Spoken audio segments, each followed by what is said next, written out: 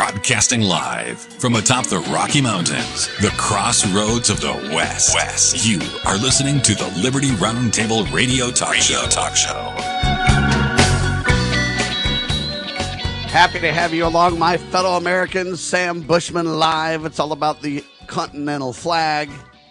It's about the Dell family. It's about the deep seek AI from the communist Chinese. It's about Minneapolis police chiefs. And for once, it's not about Donald. Oh, it's about his son, Eric. Happy to have you along, my fellow Americans. I'm Sam Bushman. Hard-hitting news the networks refuse to use starts right now. And this is Liberty RoundTable Live, radio and TV, available at lovingliberty.net. Spread the word, share the love. And remember, it's all about telling the tales of liberty, ladies and gentlemen. It's hard to do so in a nonpartisan manner these days, but we're going to do our very best every day to take out partisanship, to take out disagreements. Even if we disagree, we could do so agreeably. My goal is not to bend what you think, change what you think. My goal is really just to educate, to share the word of God, family, and country, and to let you, the people, decide, where do you stand? Do you think Sam's out in the weeds and crazy? Do you think he's right? Have you changed your mind? Are you willing to have an open mind? All those issues should be at the forefront of your thoughts, ladies and gentlemen. As we discuss, we got a lot to cover today. There's news the networks refuse to use everywhere. I just get buried in news, and it's hard to even know which items to focus on most. But let's start with this day of history, shall we? I don't know if you know, but on December the 3rd, 1775, ladies and gentlemen, it was during the early stages of the American Revolutionary War, right?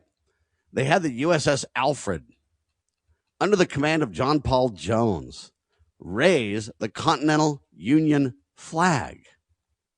Yeah, very interesting indeed. This event marked the first time that a banner of this kind was flown on an American, quote, warship, symbolizing the start of the Union's naval force under the newly formed Continental Congress. Think about that. This occurred 6 months after the battles of Lexington and Concord. And it shows that they're cranking up a, quote, continental navy. The Alfred was converted from a merchant vessel, and it served as the flagship of the fleet at the time. The flag displayed 13 red and white stripes with the British Union Jack as the canton for it. And they say by raising this flag, Congress signified its role, an emerging role as a sovereign government for the United States. This act was the precursor to the real flag that they finally put up in June 1777. So it was very interesting indeed, in my opinion, a great opportunity in history. A look back, this day in history is when it happened. So what, December the 3rd, as they geared up for Christmas back then in 1775, you know, it was cold days for those people in the Continental Congress and George Washington and those guys. And there's a lot of reenactments, you might call them, or updates on how that all went down. And you learn so much about George Washington's humility. On one hand, his majesty on the other hand, because he turned to God Almighty in prayer. And what do I do? I've got the troops about to mutiny. I've got everyone just wondering what's going to happen. We've taken some beatings. They've pushed us up against river after river after river. And man, every time they thought we were done for, Almighty had other plans. The John Glover team, Marblehead Regiment, saved the American Army over and over and over. I mean, just incredible stories of heroism, of service, of love, of sacrifice, of prayer, of humility, of hard work, just all the things that the founding fathers were known for. And I know today in modern times they take a beating, I believe wrongfully so, but we need to really kind of dig back into history and let these stories come alive. And when they're told by the right people in the right settings, man, you feel the spirit of liberty even today. Isn't that incredible? Isn't that exciting? Isn't that, especially as we gear up for Christmas, because it is about Christ. It is about being able to worship how, where, or what we may. It is about being able to say, you know what? I have these beliefs. I believe God is in his heavens, and he's our Father in heaven. Let's be very clear about that. He's our Father. All of us are his children, right? He loves us. He individually knows us. He is aware of the details even the little details, people, of our lives.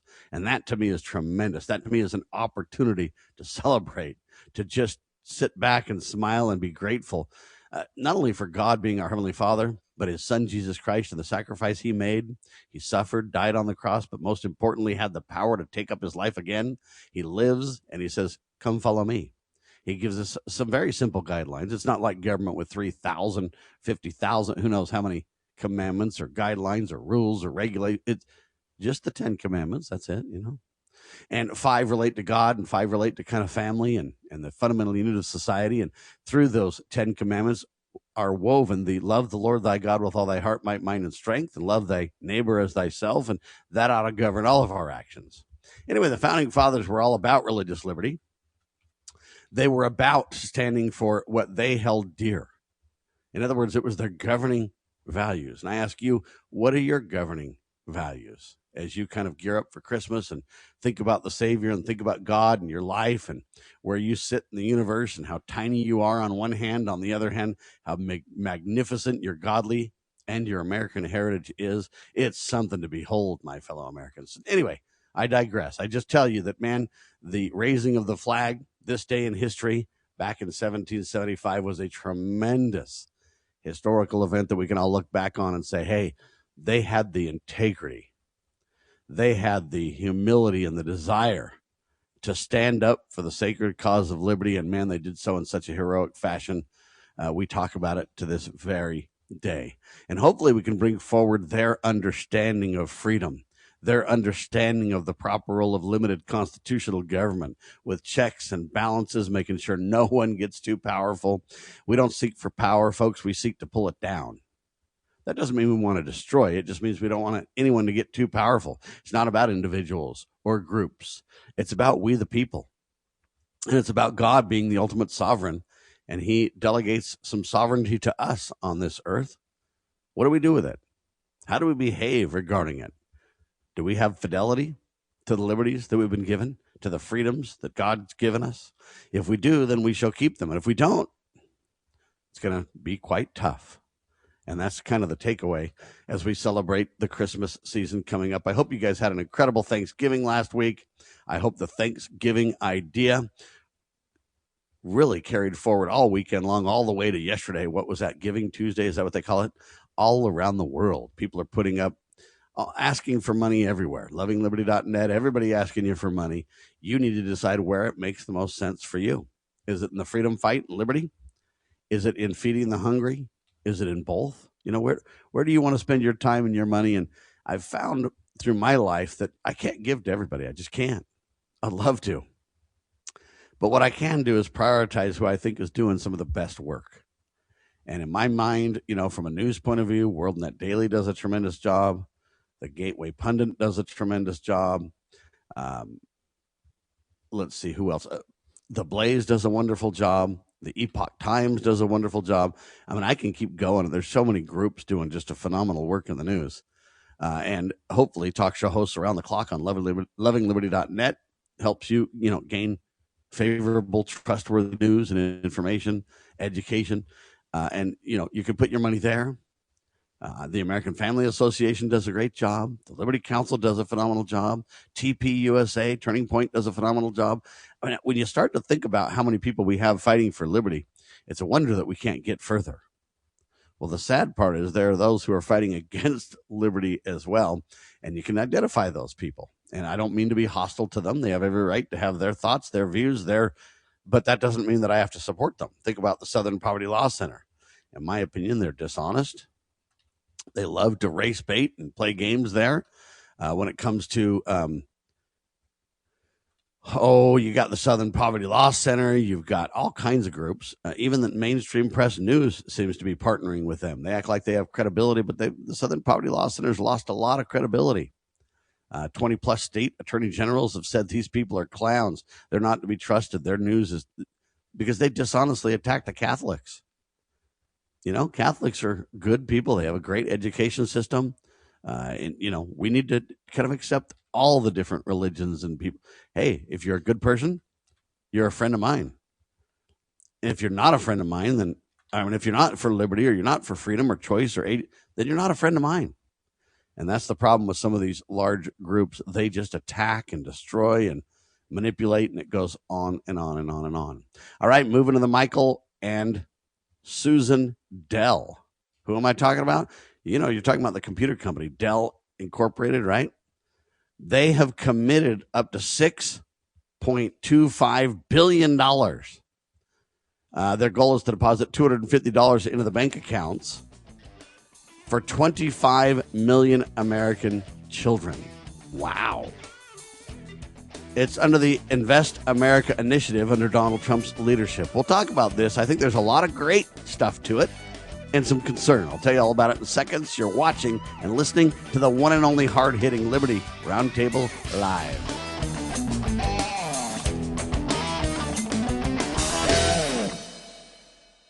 Attention collectors and savvy investors. We are excited to announce a momentous evolution in our journey. Introducing Free Water Coin Company, formerly known as Rust Coin and Gift. This rebranding takes us back to the very roots of where it all began. Free Water, Oregon. It's a tribute to the legacy of Al Rust and a celebration of 3 generations of dedication to excellence in the world of coins and precious gifts. Al, Brian, and Jake Rust standing strong through 64 years of service. Discover a world of exceptional service at Free Water Coin Company, your premier destination for genuine, honest money and precious gifts. Under Brian's expert guidance, Free Water Coin Company, building on the legacy of Rust Coin and Gift, continues its tradition of trust and excellence. Visit us at our Provo, Utah location. Explore our treasures online at freewatercoinco.com or call us at 801-377-1574. Free Water Coin Company, where your future is built one honest coin at a time.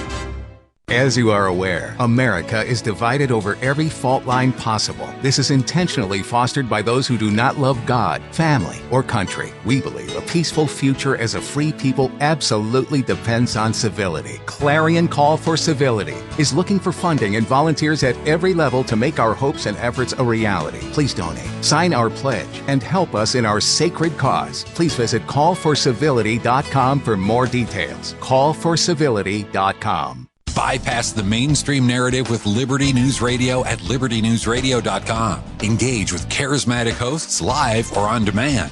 We cover the crucial news focused on God, family, and country. News that other networks simply refuse to use. Think of LNR's hard-hitting news and podcast at your fingertips, anytime, anywhere. Join us at libertynewsradio.com. Empower your day with the truth, because the truth will set you free. libertynewsradio.com.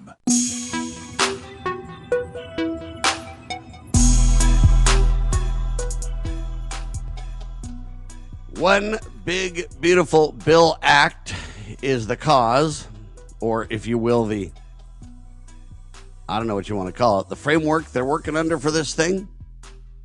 You got 25 million American children that are going to be benefiting from this plan. You got Michael and Susan Dell involved. They're going to put $6.25 billion into this thing. 25 million American children. So Michael Dell and his wife Susan are going to use their philanthropy efforts and put in $250 to all these accounts. The Treasury will donate or put in $1,000 to each account for children born between 2025 and 2028. So I guess for the next 3 years, if you have a baby, then they'll go ahead and crank up an account for them. And I guess if you get 1,000 plus 250, you start out with 1,250, and that investment account can hopefully grow. And the Trump accounts, they say, are expected to open on July the 4th, 2026. What does that mean? Well, why is it 250 and all that? Why? Well, because 250, that's the anniversary of the Declaration of Independence.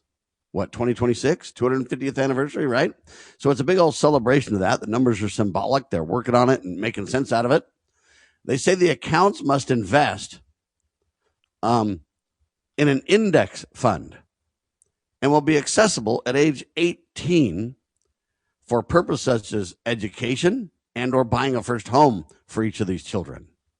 Michael Dell emphasized the importance of investing in children's future as he made his announcement of the White House with Donald Trump and company.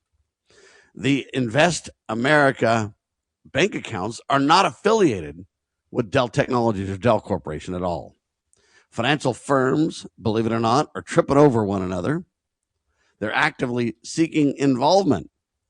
They're lobbying for a, quote, competitive marketplace for account trustees and custodians of these accounts. Now, I don't want to be critical of this on one hand, because I do realize that, hey, each generation is having a tougher time with the American dream.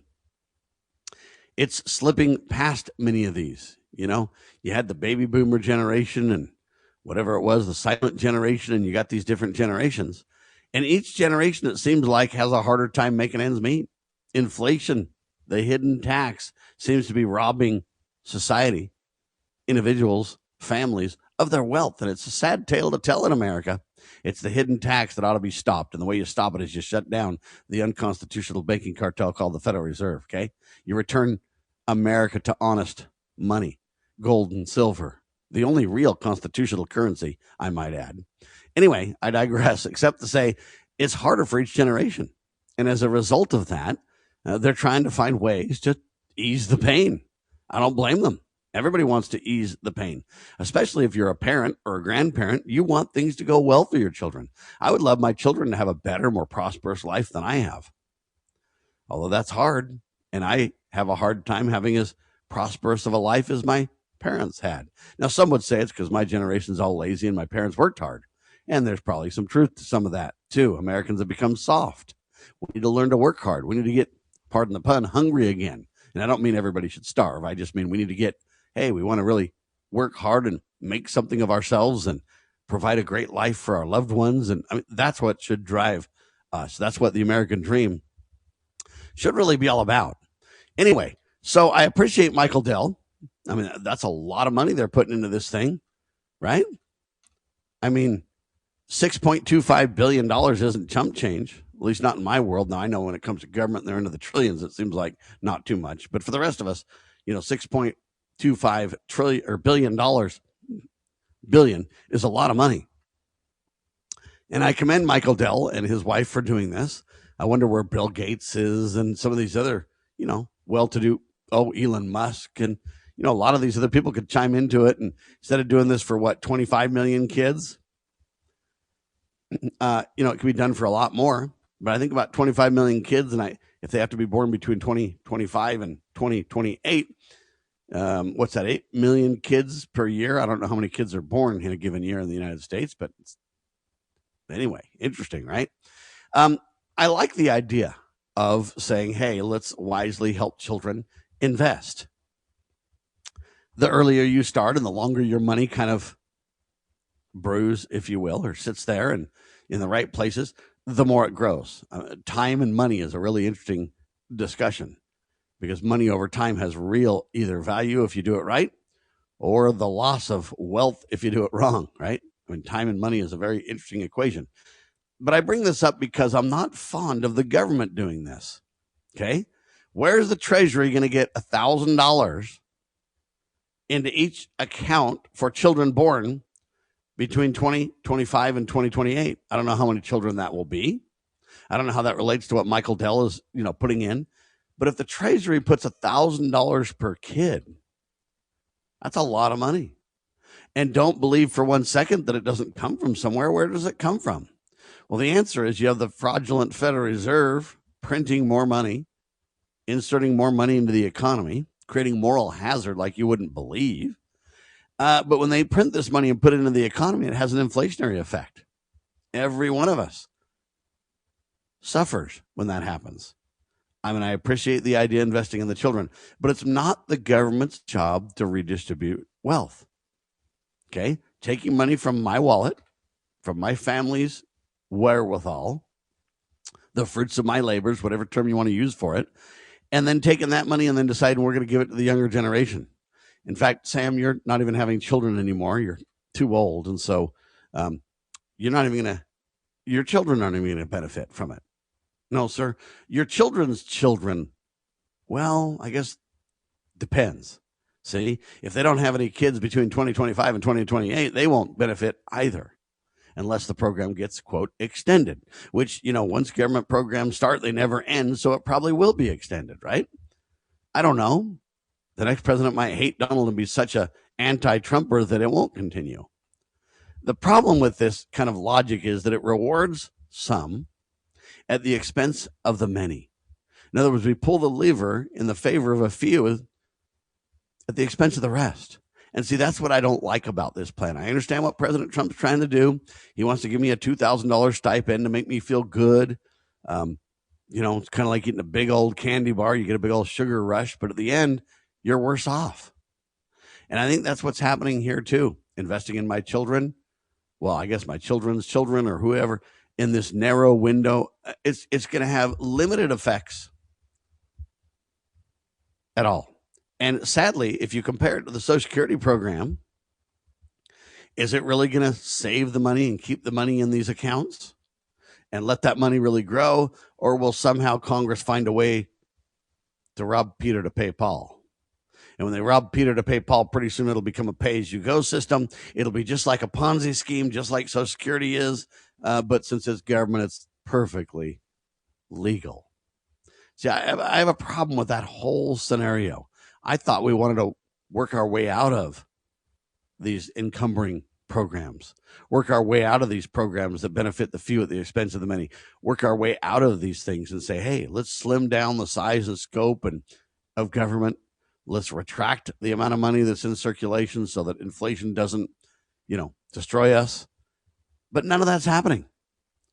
And so I understand that this act from Donald Trump and current Congress, Mike Johnson and company, I understand that it was, they really feel like they've got to gain some ground somewhere. They've got to do something that they can run on, because right now they don't have a whole lot to run on for the midterms and or for 28 election cycles, right? But financial firms are tripping over one another, seeking involvement in the program. And you got to wonder why that is too. What are they getting on the back end of this? Are they just running around delighted to part company with their money? Or do they believe that somehow getting in on the Trump administration's good side is going to be super beneficial down the road? In other words, are there going to be special tax privileges for the people that are involved in this? What you end up with is this private ownership / government partnerships. What is it? Is it fascism? Is it socialism? I don't know. It's hard to say, because Michael Dell has every right with his philanthropy money to donate $250 to any kid he wants to anytime. I support that. He's free to choose as he will. And I like that. But when the Treasury Department and Michael Dell and now companies are tripping over themselves to be part of this, I don't know what you want to call it, windfall? Is that what you call it? The Invest America accounts are not really affiliated with Dell Corporation or any of these other corporations. I mean, I agree with Michael Dell, and I support the idea that we need to invest in children's future. I agree with that. So, see, the problem with this is it gets very nuanced. If I start praising it, then I kind of back socialism and fascism. Can't do it, won't do it. At the same time, if I'm too against it, it sounds like I'm just, everybody's trying to help the next generation, and Sam's just a curmudgeon against it all. How about if I sit in the middle and say, look, I love the concept of educating of helping the children with their education, helping folks buy homes, helping the next generation get on their feet and get a start. What I don't really believe makes sense is having government in the middle of it. For me to send my money to Washington, 2,000 miles away, and then for them to, put it in my kid's bank account, and then they're going to control the bank account. And over time, they might raid the bank account or change the terms relating to the bank account. I just don't think they need to be in charge of my money or my decisions. What they really ought to do is reduce taxes, return to honest money, and let me prosper on my own and just stay 2,000 miles away. Create a level playing field and call it a day. Anyway, that would be my humble hope for this thing. I'm Sam Bushman. You're watching and listening to Liberty Roundtable Live, syndicated by lovingliberty.net. Spread the word, share the love. Back in seconds on Liberty Roundtable Live.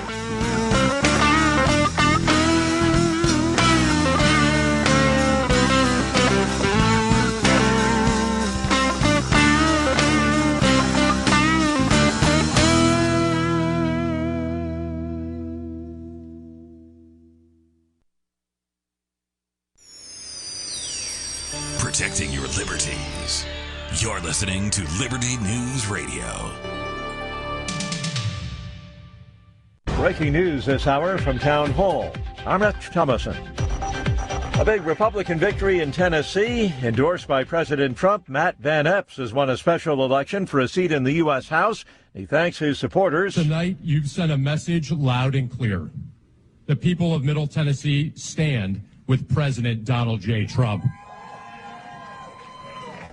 and stood firmly behind our campaign. He defeated Democrat Afton Bain to keep the 7th Congressional District in the GOP column. Hitting the pause button on immigration. The Trump administration is pausing immigration applications, including green cards, for people from 19 countries previously banned from travel. The decision follows the shooting of 2 National Guard troops in the nation's capital. The U.S. Citizenship and Immigration Services, which announced the pause, will conduct a comprehensive review of immigration requests from those countries. The agency cites national security concerns and the recent shooting as reasons. Mike Hemp in Washington. And a not guilty plea has been entered on behalf of the Afghan national charged with murder and assault in that shooting of the 2 National Guard members in D.C. Russian foreign policy advisor Yuri Ushakov says that talks between Russia and the U.S. on ending the war in Ukraine were constructive, but no breakthroughs at this time. Russian President Putin met at the Kremlin yesterday with President Trump's envoys, Steve Witkoff and Jared Kushner. The Russians say important territorial issues have yet to be resolved. The season's first big winter storm spread ice and snow from Ohio all the way up into northern New England, disrupting travel and closing many schools. Watching Wall Street, stocks are mixed. The Dow is up about 73 points, the Nasdaq down 68, and the S&P 5 points in the red. More on these stories at townhall.com. Wesley Financial Group is not a law firm. Hi, I'm Chuck McDowell, the timeshare cancellation guy. In 2011, I founded Wesley Financial Group with one goal in mind, to help honest folks out of their timeshares permanently. Today, I run Wesley with my 2 sons, a real family business, treating every client and every employee like we'd want our own family treated. That philosophy has helped us grow into the largest, most trusted timeshare cancellation company in the United States. Fortune magazine even recognized us as one of the best places to work. Why? Because we genuinely care. In fact, some of our former clients were so moved by their experience working with us, they joined our team so they could help others to timeshare freedom. If you're stuck in a timeshare, give us a call. Let our family help your family. Call Wesley now for your free timeshare exit kit. 800-226-5454. That's 800-226-5454. 800-226-5454. Introducing Managed IT Services from NPI. We offer top-notch data backup and recovery, email spam protection, and network security tailored to your needs and budget. With 20-plus years of experience in the medical field, our HIPAA-certified consultants know what it takes to protect sensitive information. Don't settle for less. Give us a call at 801-706-6980 and experience the difference with Managed IT Services. Remember, your IT support should be fast, efficient, and reliable.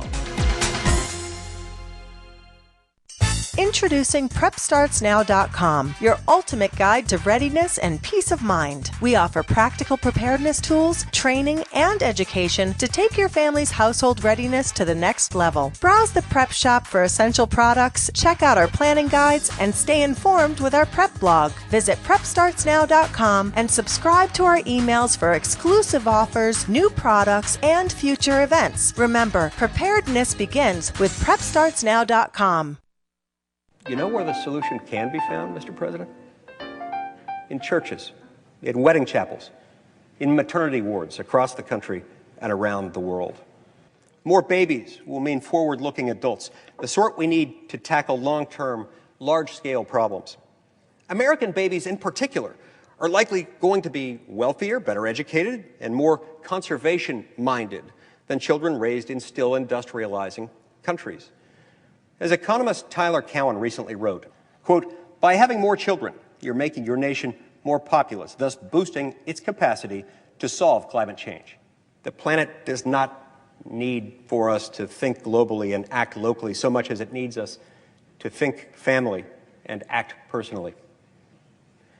The solution to so many of our problems, at all times and in all places, is to fall in love, get married, and have some kids."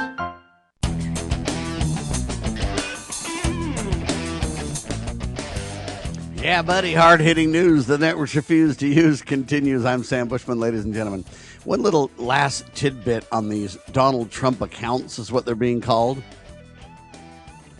They're really the Invest America initiative, but they're called the Donald Trump accounts now. You know, you got Obamacare, you got Trump accounts, you got, right?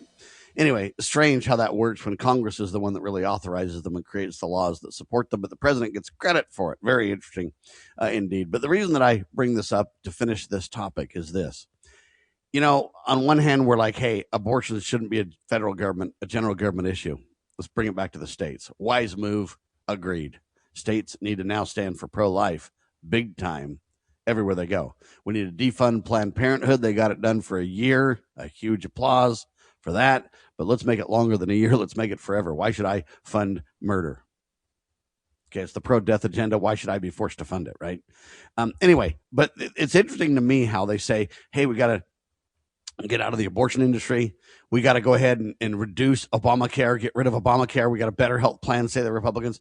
Why do they want to back out of Obamacare but invest in children's bank accounts? Isn't that kind of interesting? How do you say the general government has authority in one area, like bank accounts for kids, especially kids from 2025 to 2028, don't you know?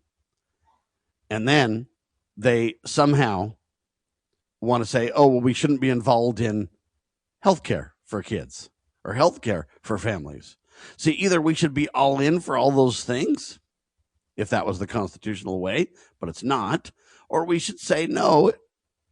If we're going to be congruent, if we're going to be consistent, we should jettison all those things and say, you know what? I mean, I as the president of the United States, or I as a member of Congress, I absolutely care about your health care and your education and these things, but it's not mine to give. I mean, aren't we back to Davy Crockett now? It's not mine to give.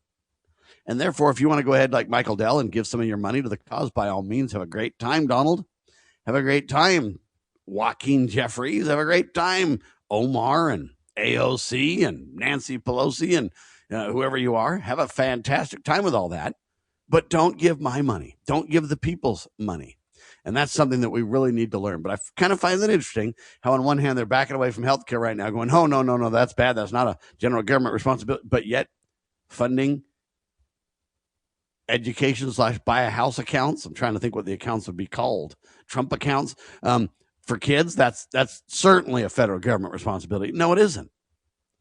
And that's kind of the problem we have with it. And so I'm not here to attack the president. I'm not here to go after anybody. I'm just here to simply teach fundamental principles, teach to the ideal. I know we live in the real, and we got to work on making the real closer to the ideal every day. But there's people who don't want to do that. They want to put a fly in that ointment. Who am I talking about? I'm talking about DeepSeek. DeepSeek is this AI startup by the Communist Chinese, right? And it turned out that everybody was doing AI and it was expensive as all get out. And then the DeepSeek people, the Communist Chinese, came and said, oh, we can do it for way cheaper. And everybody freaked and went, oh my gosh, this is going to be a game changer. This is wow. Well, now you're seeing the dark side of DeepSeek, ladies and gentlemen. They can do it cheaper, but they're not doing it in the way that we as Americans believe in. See, we believe in free association. We believe in free speech. We believe in autonomy for the American people. We believe the American people are sovereign, and government is really a creation of we the people. And then we delegate authority to the government, different authorities or different responsibilities, different delegated power to different forms of government. So you got vertical and horizontal. You got the courts. You got the president. You got the legislative branch, right? Then you've got the states and the general government. See, there's all kinds of divisions and separating of power. So no one gets too powerful. That's what we believe. But the Communist Chinese don't believe in any of that. They just believe in a godless. I mean, they want you to believe it's like a utopia, like it's incredible. And it might be if you're in the, quote, top echelons. But for the rest of the people, it isn't really a good plan because it doesn't respect religion. It doesn't protect your right to worship how, where, what you may. It's a godless society that believes man is king or is in charge or is the ultimate sovereign.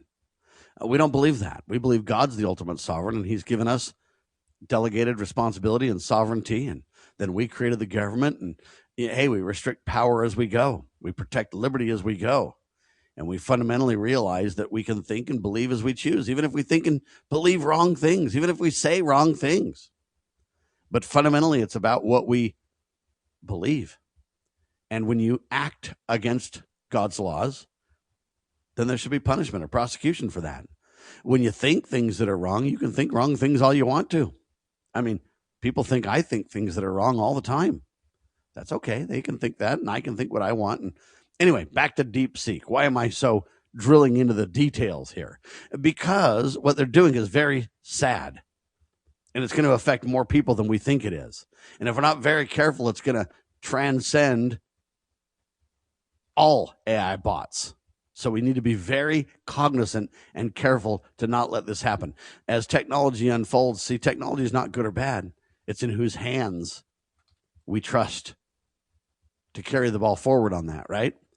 So DeepSeek, this Chinese AI startup, has integrated what they call a kill switch in its system, and its goal is to comply with, quote, Beijing's censorship demands.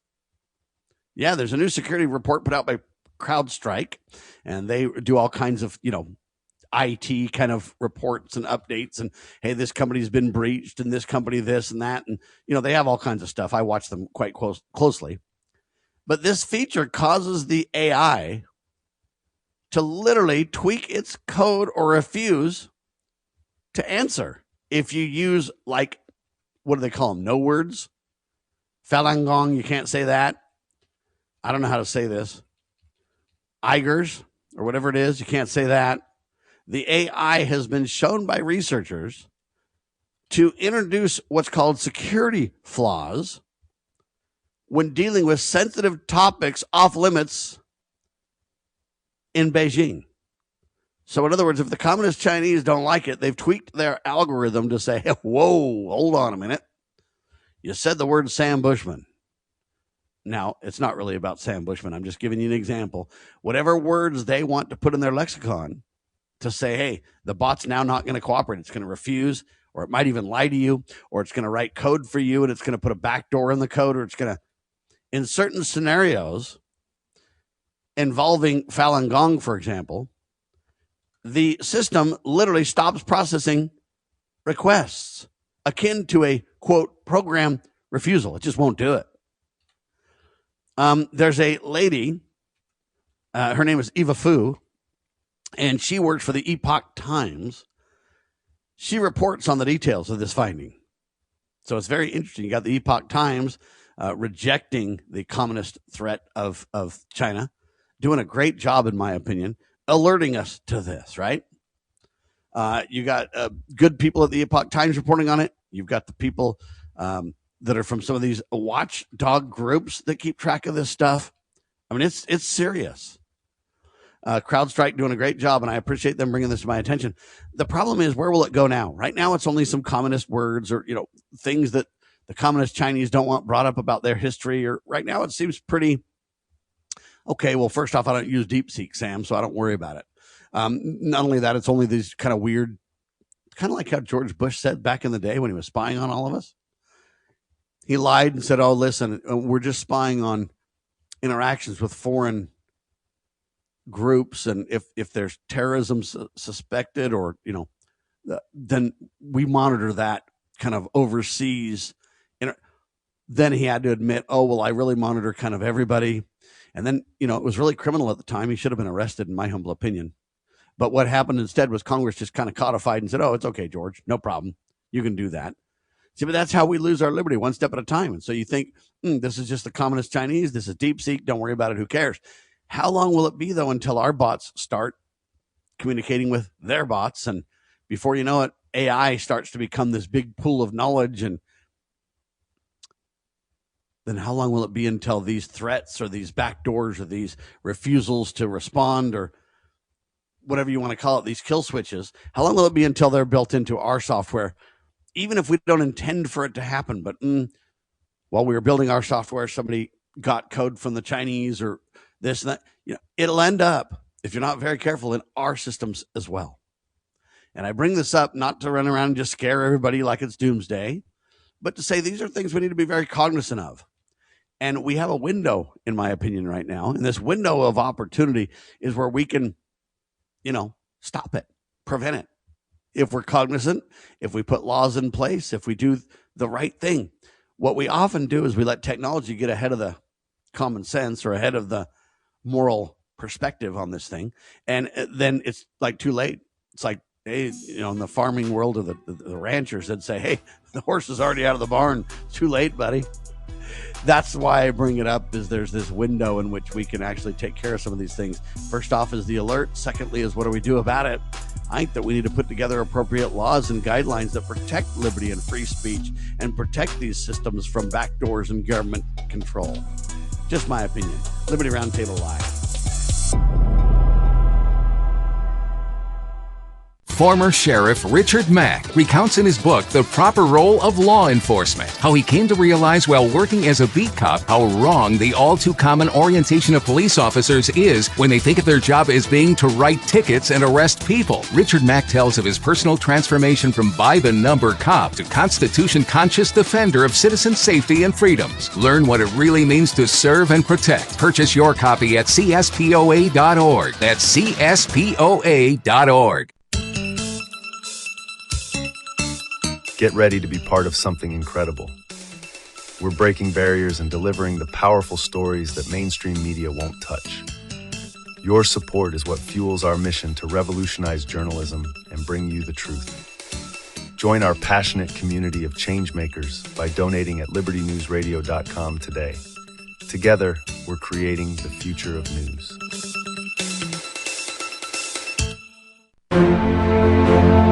The Foundation for Moral Law is a nonprofit legal foundation committed to protecting our unalienable right to publicly acknowledge God. The Foundation for Moral Law exists to restore the knowledge of God in law and government and to acknowledge and defend the truth that man is endowed with rights not by our fellow man, but by God. The Foundation maintains a twofold focus. First, litigation within state and federal courts. Second, education, conducting seminars to teach the necessity and importance of acknowledging God in law and government. How can you help? Please make a tax-deductible contribution, allowing Foundation attorneys to continue the fight. You may also purchase various Foundation products as well at morallaw.org. Located in Montgomery, Alabama, the Foundation for Moral Law is a nonprofit, tax-exempt 501c3 founded by Judge Roy Moore. Please partner with us to achieve this important mission. morallaw.org.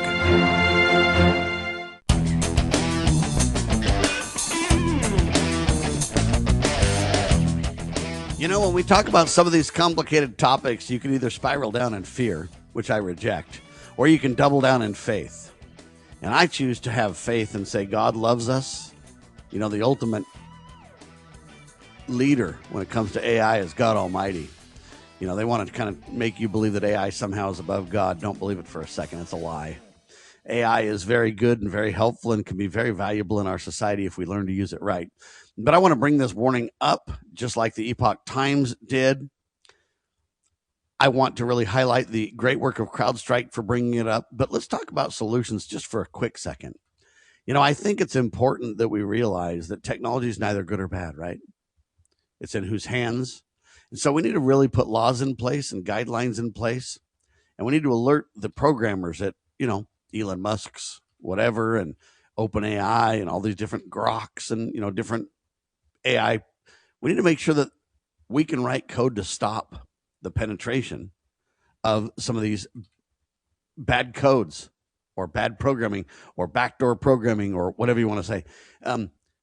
It's like a perfect example of this is that they say that OpenAI is getting sued because kids have been encouraged to commit suicide by the bots. It's a sad tale for sure. But again, it's this knowledge that we bring to the table. It's, wait a minute, we can educate these bots to be more socially aware, to be more, hey, if someone's really contemplating suicide, that, it's appropriate somebody gets the word about it.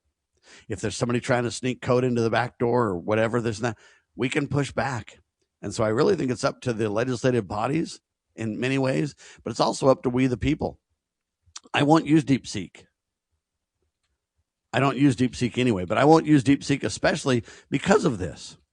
And we can start to reward the bots and the companies that promote appropriate AI that square with our governing values and say, hey, I'm going to use the AI systems that are taught right, that there's appropriate guardrails, that, it's just not going to refuse because it doesn't like what I think or believe or say.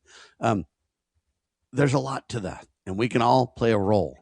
For the average American, decide to use the bots and the people that are doing what's right. Okay, we also reported a couple of weeks ago about how some of these bots are getting into porn. It's a disgrace. Don't support those bots. Support ones that hold a line against that. Pretty soon, it'll be late to the game because Christians and Americans, especially conservatives, they don't come to the table soon. They don't develop stuff. That's why we got caught flat-footed when it came to the media.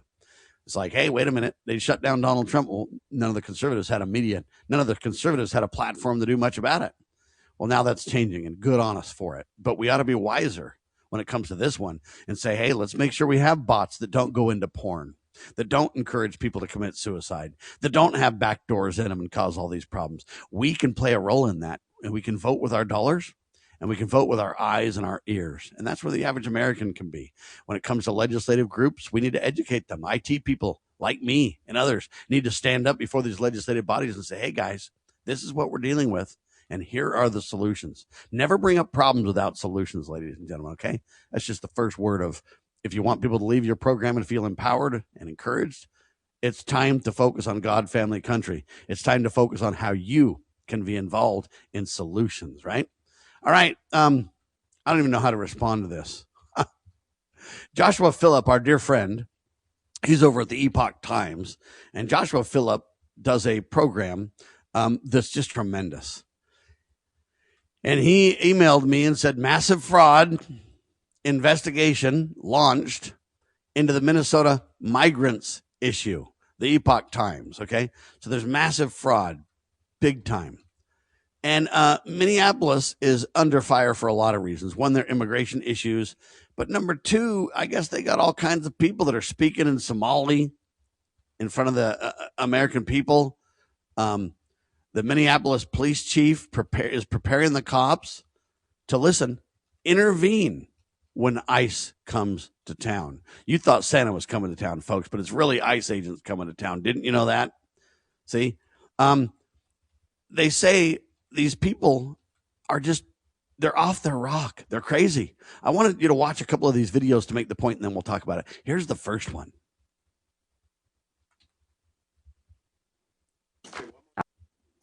Folks that are masked, that they're not sure if they're law enforcement, that they may be kidnapping people. Like, we have had those reports. I want to be clear to the community. The community should know that if you see something like that, that is legitimate, that you don't know if someone is law enforcement, you should call 911. And you should provide as much information as possible, because let's not forget, we very recently had tragedy in this state by someone who was purporting to be law enforcement. So please, let's be clear. That's something everyone should report, and that we will immediately respond to, and we will document, whether it's somebody's not sure if there's a kidnapping happening, somebody's not sure if that there's law enforcement present or not. And that's something else, that's additional policy requirements that we are implementing, that we will document and report these types of things anytime that we hear it, and reminding our officers of their duty to intervene. So if there is anything that is, a violation of someone's human rights or civil rights, excessive force or anything like that, they absolutely have the duty to intervene as police officers. Okay, and I agree with him partly. When he says that there's masked people and you don't know if they're law enforcement or not, it's time to call 911, 911. I don't disagree with that. Hey, we got to make sure that it's legitimate. But the way you solve those problems, folks, is called coordination. And we've worked on this with land rights and all kinds of issues over the years. And as a part of the Constitutional Sheriffs and Peace Officers Association, there's ways to create de-escalation training. There's ways for the general government, Tom Holman, Donald Trump and company, Kristi Noem, to put people on notice saying, look, we're going to be in your town and we're going to, stop the illegal activity. Okay. I mean, we're talking about this discussion in the wake of dozens of Somalis in Minnesota being convicted and sentenced for fraud. $1 billion of taxpayer funds is what we're talking about here. So I understand that he wants to say, look, you can't have these people come into our towns and not know who they are. I agree. But there's a term called coordination where this can be worked out. Now, the ICE agents may not be letting local officials know when they come now because the local officials are so hostile. They don't want to give them time to prepare to hide the illegals. Or we've got a problem in America when we're divided against one another like this. A country that's divided can't stand, folks. But we can provide as much information as possible. And we need to immediately respond. I agree with them. But how do we respond is the question. Okay, you don't have a duty to intervene in these instances. Why? Because we gave the general government the responsibility to protect our border and deal with immigration. It's a congressional responsibility. It's a general government mandate. We have delegated authority to them. Now, these people went so far as to literally start speaking in Somalian. Okay, check out this next video. This is fascinating.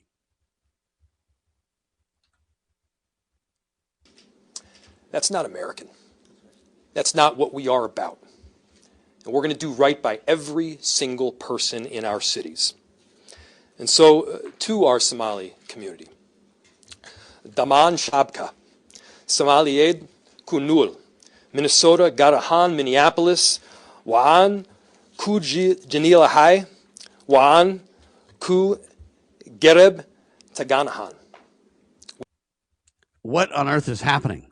The guy literally just said that's not American, and then he doubles down and starts speaking in Somali to the constituents there. I don't have a problem with the Somali language, folks, or any other language for that matter. But this is the United States of America where we speak English, right? I've got a problem with doing this, all right? During a Tuesday cabinet meeting, that's yesterday, Donald Trump said, I don't want Somalis in our country. I'll be honest with you. And then he goes on and attacks the Representative Omar there and says she's garbage. I don't think we need to take this personal, to attack her personally. And I don't think we need to say we don't want Somalis in our country. I don't agree with that either. I do agree that we want legal immigration. And we want to make sure that it happens appropriately and that the laws are followed in the United States. And if it's illegal, I don't want any illegal activity. Okay, I don't want to just single out immigration. I don't want illegal activity anywhere, anytime. I want people to obey the law. I want people to be self-governed to where we don't need tons of laws. The mayor of Minneapolis even said he won't even work with ICE. Okay, here's the next video. Check this out. It's crazy. Are here to stand with you. Our community has lived through fear in the past. And we're not going to let us divide that. We're going to stay informed, we're going to stay safe, and we're going to support each other. We'll continue working our partners on the ground so residents know their rights. They know where to turn for help, and we know that Minneapolis will not abandon. One of the things I do want to say, and obviously everyone knows that our president is racist, xenophobic, Islamophobic, and we are going to fight that. America has a history of fighting and stopping those kind of individuals who continue to divide people and divide communities. Many Somalis that live in this community are working at your groceries, working at your hospitals, delivering your babies, their doctors. All I'm telling you is this, folks. It's not about a racist president. It's not about whether you like Somalis or not. It's about speaking a language that we can all identify with and have a culture that we can all be part of. It's about, ladies and gentlemen, the rule of law in America. And it's illegal, needs to stop. Legal, fantastic. We need to obey the laws of our country, ladies and gentlemen. And they're dividing in culture. They're dividing by culture. When we say our Somali community, our Hispanic community, this and that, it's dangerous, folks. God save our republic.